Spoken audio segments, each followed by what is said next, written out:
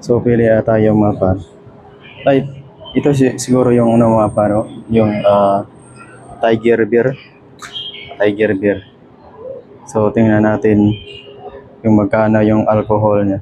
Ay, yung alcohol niya ay 6.9. So, tikman natin to mga par kung gaano to kalakas.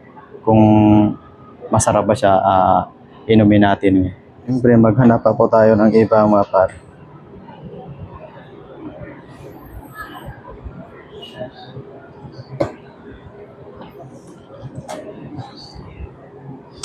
Yung Red Horse, tingnan natin kung magkano yung alcohol niya.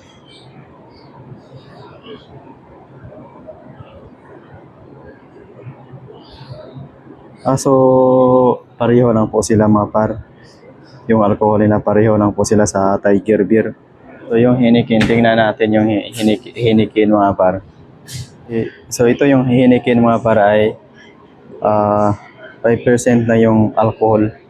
Hindi ko alam mga par kung saan yung pipiliin ko kasi pareho sila lahat ay puro ng pareha yung gusto ko lahat. So mga par, ito na yung siguro Red Horse na lang siguro sa atin.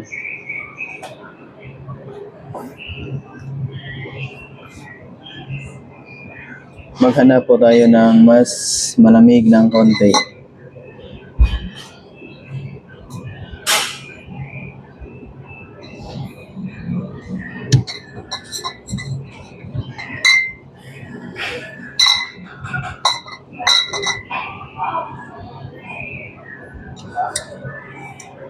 Hindi masyadong malamig. Tingnan natin sa loob mga par. Makahanap po tayo ng mas malamig na konti. Ay, ito yun. Mas malamig to.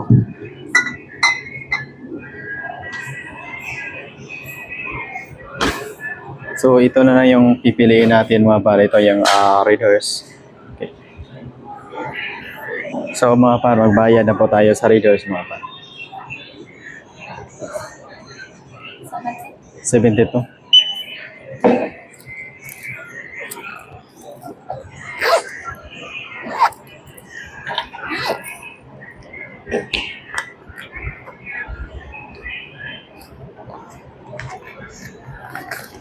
Sinsya kayo mo, huwag yung siyulain mo. Kailan po 22 kasi nanak ay 22. 22. 25. Okay lang, Nara. Wala. Tama. Ngita sa kuha.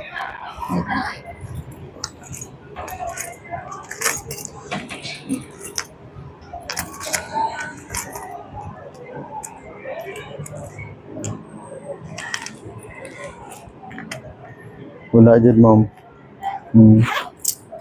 Kaya lang.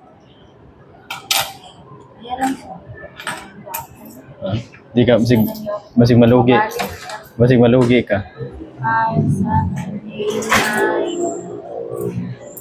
9, 10, 28.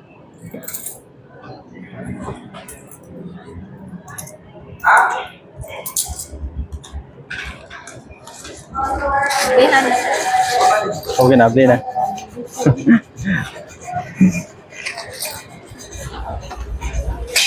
So, tapos na po tayo magbayad mga par. Then, balik na po tayo sa labas.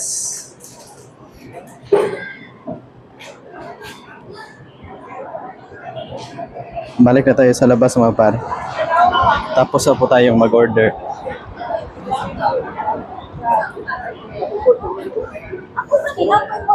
Mga par, ka-order na po tayo ng isang bottle na Red Horse. Pagkatapos nito mga par, pagkaubos nito, ay iwan na po tayo sa bahay upang mag-relax na po tayo. So ngayon mga par, ay ako lang nag-isa ngayon. Kasi galing ako sa SM Cebu kanina mga par kasi may pinupuntahan ako na importante.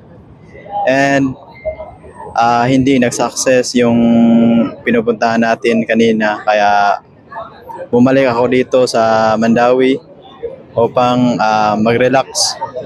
And pagdating ko kanina dito sa May Park Mall, nakita ako ng pagkainan sa tabing kalsada.